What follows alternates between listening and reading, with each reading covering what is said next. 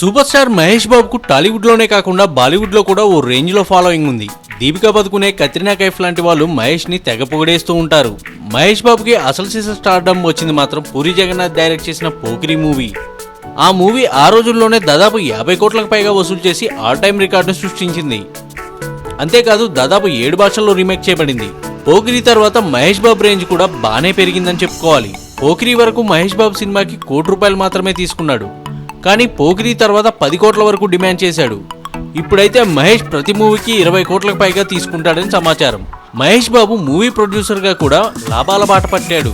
Movies వరుస hits అవ్వడం, TV యాడ్స్లో gap లేకుండా నటించడం, ప్రైవేట్ రంగాల్లో మనీ ఇన్వెస్ట్ చేసి బాగా లాభాలు పట్టడం. ఇప్పుడు మహేష్ బాబుకి ఎన్ని కోట్ల ఆస్తి ఉందో తెలిస్తే షాక్ అవుతారు. ఆ వివరాలు మీకోసం.